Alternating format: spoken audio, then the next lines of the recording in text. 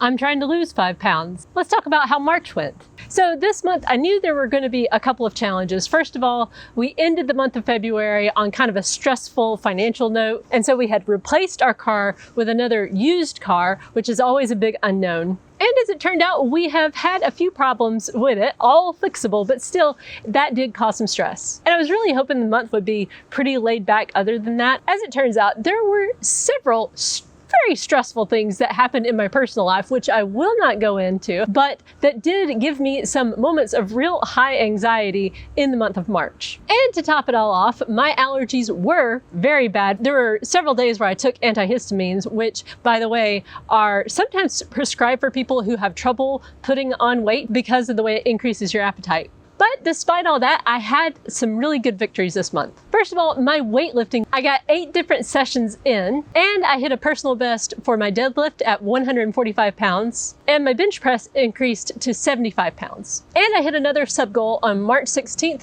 when I got my 7-day average below 150.54. Another victory I had this month was I made a few shorts, and in those shorts, I faced a fear that I have had when it comes to making videos for this channel. And that is, I made a few videos where I actually showed what kind of food I eat at my OMAD. And I'll be sure to link those in the description. And one thing I realized this month was I really did have some fear surrounding this whole idea of weightlifting on a couple of fronts. First of all, one thing I was really concerned about was that when I started lifting, I would gain weight. And since my weight was already right there on the bubble, just sitting in the high end of normal on the body mass index, I was just a little bit nervous. And I had this other fear going on, which was if I am in too much of a deficit, that's going to make it where maybe I'm too weak and I'm going to lift too heavy and I'm going to end up injuring myself. And there's also the fear, well, then I'm going to eat a bit too much and then I won't lose weight and I'll be seen as a failure here on this YouTube channel.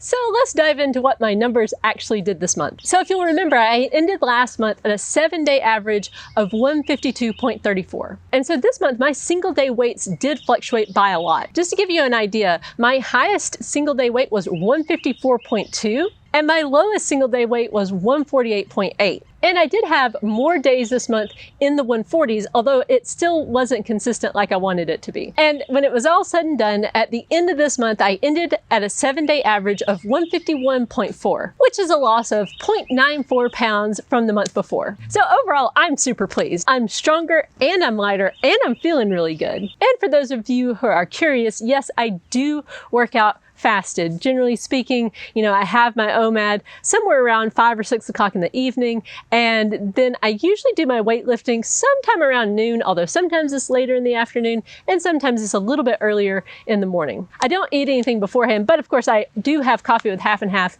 every day, and usually that's about 3 cups. I have high hopes for the month of April. I really feel like I'm hitting my stride when it comes to the lifting and, you know, eating the right amount of food. And my allergies should be much better in the coming month. I hope that by sharing these numbers with you, it's helpful because you can see what an actual weight loss journey looks like. And one final note, I know some of you out there are thinking, why don't you just lose the weight faster? Don't you know how to lose weight faster?